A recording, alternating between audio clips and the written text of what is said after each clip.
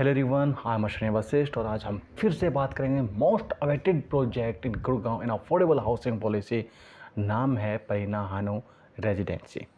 जी हाँ, बहुत सारे लोग यहाँ पर देखना चाहते थे कि यहाँ पर निवेश करें जब ये लॉन्च हो, और अब इसके बारे में जानना चाहते हैं कि प्रोजेक्ट कैसा है, क्योंकि ज़्यादातर प्रोजेक्ट रिव्यूज हैं आप पॉजिटिव ही सुनते होंगे, क्योंकि उसके पीछे रीजन होता है 70 मैनेजमेंट कोटा यूनिट्स। जी हाँ, हर कोई चाहता है कि उसको सेल करें, और इसके लिए दोनों बातें कोई बात नहीं करता, यानी कि प्रोज एंड कॉन्स, जो कि मैं हमेशा हर एक प्रोजेक्ट के बारे में करता हूँ। सो यहाँ भी हम बात करेंगे दोनों ही पॉइंट्स के बारे में, और इसके बाद जिसके लिए परफेक्ट है वो कर सकता है, जिसके लिए परफेक्ट नहीं है वो इन्वेस्टर यहाँ से दूरी बना सकते हैं। सो हाँ, सबसे पहले हम बात करें प्रोजेक्ट के बारे में। देखिए, प्रोजेक्ट की लोकेशन की बात करें, क्योंकि सबसे ज़्यादा जो यहाँ पर बात की जा रही है वो यही है, क्योंकि इस लोकेशन के लिए वेट होना ही था। सोना रोड और SPR रोड दोनों ही इस लोकेशन से कनेक्टेड हैं, दोनों इसके बिल्कुल पास में हैं, और आपको हार्डली 2 से 3 मिनट्स का आपको ड्राइव करना होता है। अभी के लिए थोड़ा टाइम ज़्यादा लगेगा, क्योंकि अभी तो जो इसका रोड है रेवेन्यू रोड है, यहाँ से ओवरटेक करना भी मुश्किल है दूसरे व्हीकल के लिए, 4 व्हीलर्स के लिए। बट आगे आने वाले टाइम पे 24 एंड 30 मीटर्स की कनेक्टिविटी मिलेगी, यानी कि काफ़ी स्मूथ रहेगा यहाँ से आपको SPR रोड पे आने के लिए और सोना रोड पे आने के लिए।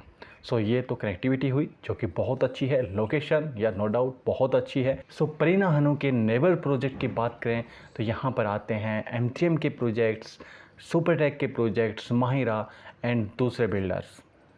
जी हाँ, कुछ प्रोजेक्ट इनके अपने प्रोजेक्ट भी हैं परीना के। सो हम दोनों ही पॉइंट्स की बात करेंगे, प्रोज एंड कॉन्स, जैसे मैंने स्टार्टिंग में आपको कहा था।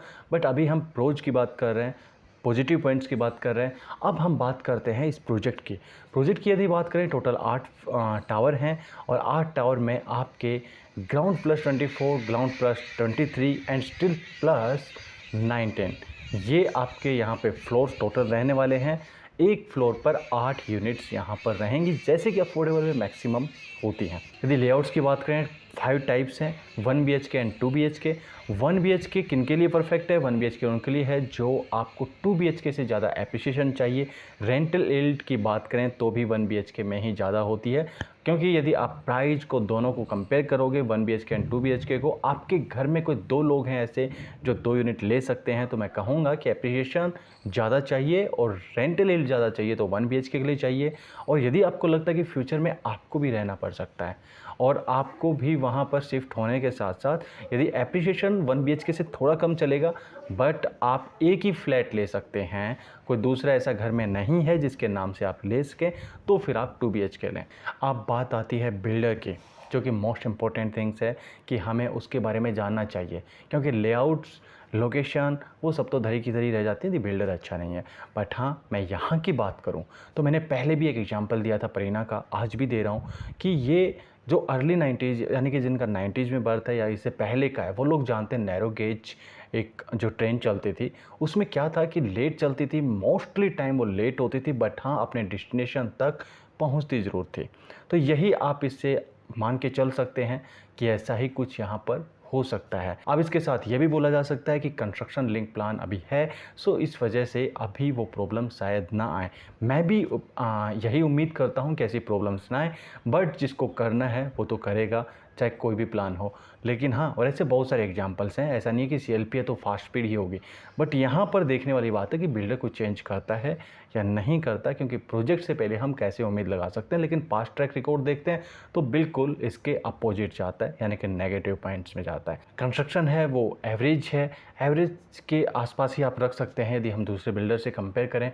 और इसके साथ यदि हम बात करें इस बिल्डर के जो एक सबसे कुछ और नेगेटिव पॉइंट्स हैं, जैसे कि मेरे जो पुराने क्लाइंट्स हैं, जो मेरे दोस्त हैं, जो बायर्स हैं, उनसे मैं सुनता हूँ तो बहुत कुछ सुनने को मिलता है कि जो बिल्डर है उसका बिहेव, मैनेजमेंट का बिहेव अपने बायर्स के प्रति बहुत ज़्यादा अच्छा नहीं है।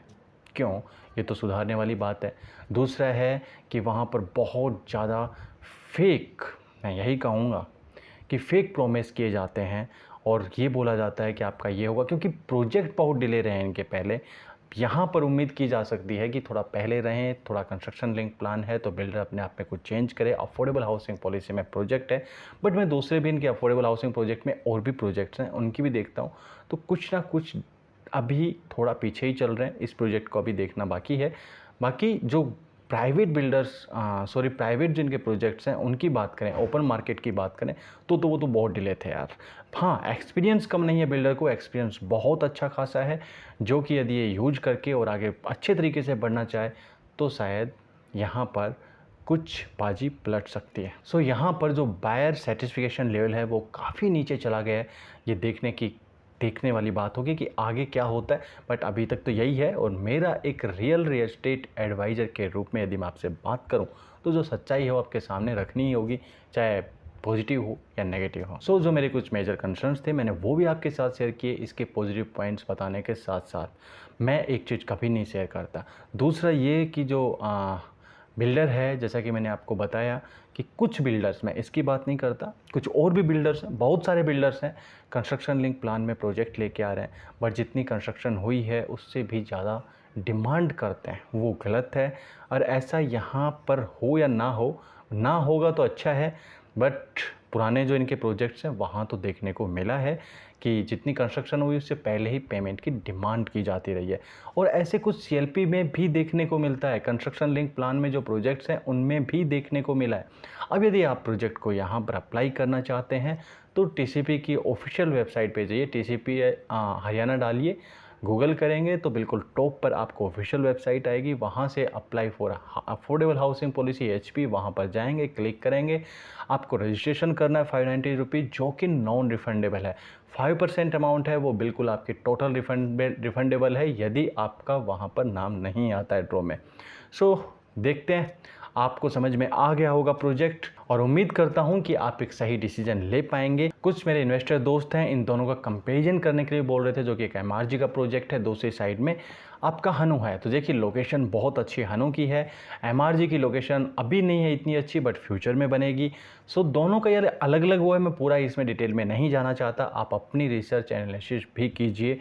और मैंने आपको एक एग्जाम्पल पहले भी दिया था, फिर भी देता हूँ कि एक तरफ जैसे कि एमआरजी की बात करें तो आपका टाटा की कार हैं जो कि आपको बिल्ड क्वालिटी ज़्यादा अच्छी मिलती है, तो दूसरी साइड में आपको किया या हुंडई रख सकते हैं और जिसकी आपको फीचर्स अच्छे मिलते हैं।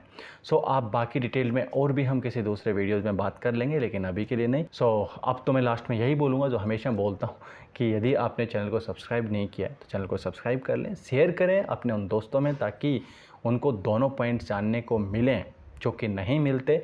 अपने ग्रुप्स में कहीं भी जहां भी आप शेयर कर सकते हैं। कुछ डिस्कस करना हो तो मुझे व्हाट्सअप कर सकते हैं, मैं जब फ्री होऊंगा तो वो कॉल करूंगा। और मिलेंगे नेक्स्ट टाइम किसी ऐसी इन्फॉर्मेशन या किसी ऐसे ही बिल्डर या लोकेशन के रिव्यू के लिए।